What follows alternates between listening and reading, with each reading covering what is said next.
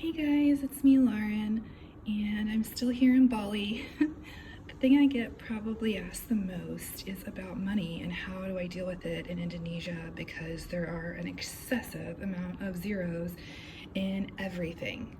So I thought I would collect all of the different denominations of money and go through them with you and give you a couple of money tips. 100 rupiah is equivalent to a half a cent.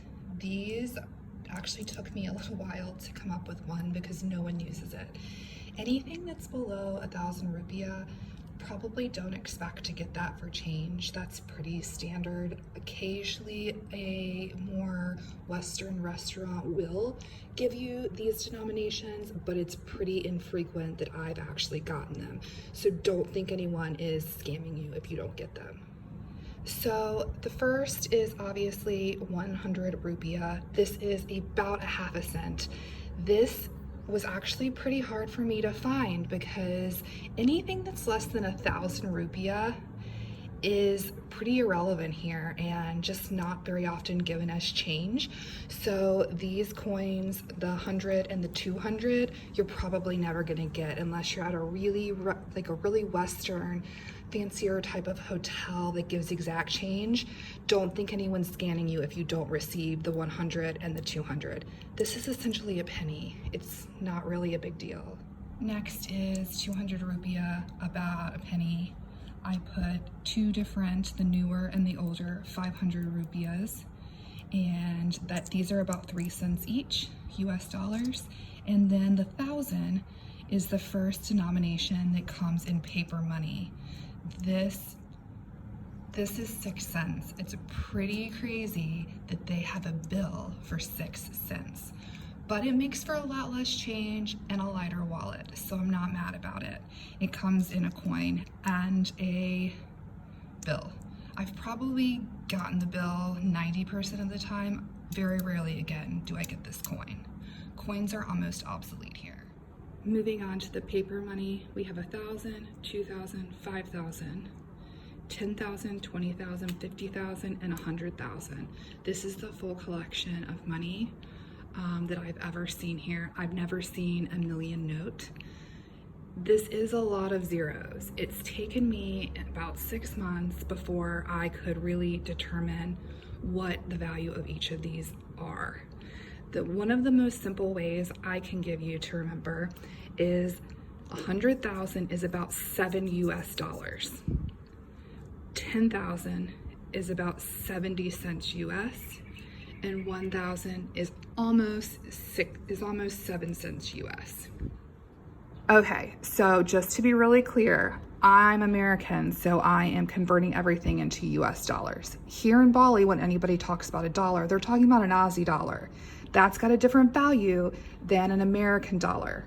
So an American dollar, 100,000 rupiah is 7 US dollars, but this is 10 Aussie dollars. So if you go into a store and they're like, hey, everything in here, all these little dresses, they're all $5.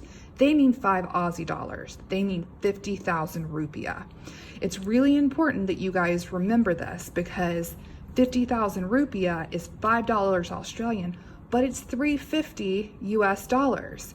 So if you're over here on your phone and they're like, hey, I want $5, and you do the $5 conversion rate, you're gonna come up with something a lot higher than 50,000 rupiah. So it's important that you remember when they're talking about dollars, they're talking about Aussie dollars. And you need to ask them how many rupiah everything is, because this is $10 here, but it's not 10 US dollars, it's 10 Aussie dollars. This is 7 US dollars here. You don't wanna pay 30% more for everything just because you don't understand the conversion. I think some of the time it's designed to kind of benefit them a little bit in a, not really scam type of way, but in a, oh, well, they just didn't know better, shame on them, they're giving me more money, I'm gonna take it kind of way.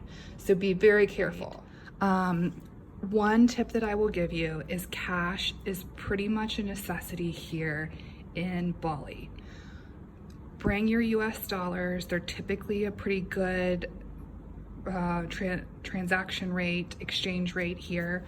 And be very careful where you get it done. There are a lot of shady places. If one place has a higher percentage, a higher exchange rate, there's probably a reason why.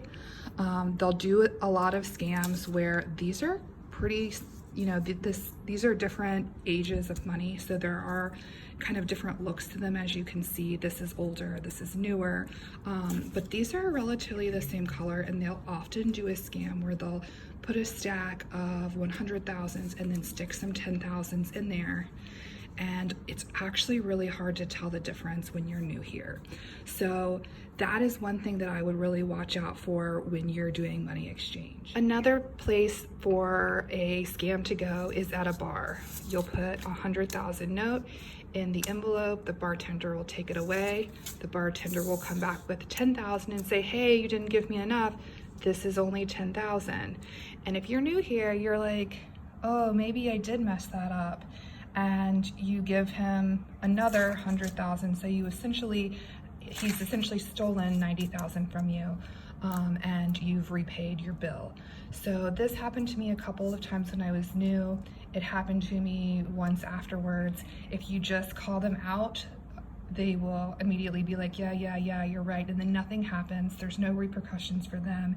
It's a pretty typical scam. They don't get fired, so don't even bother complaining to the manager.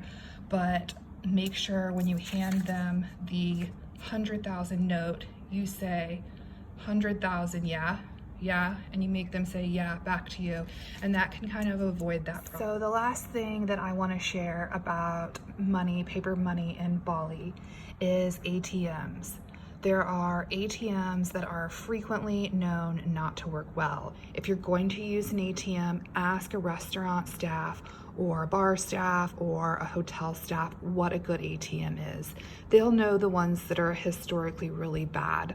The ATMs here notoriously eat cards. There is even staff here that works for the banks that is notorious for stealing the cards and having faulty machines. So in general, avoid any of the Australian banks. Stick to the Indonesian banks. The Australian banks don't have proper staff here, and they are notorious for eating your card. And there is nothing worse than getting your card eaten while you're on vacation and then not having the ability to get cash. So that's kind of the things to look out for, the potential scams, and the conversion rates. I hope you guys find this video informative and helpful.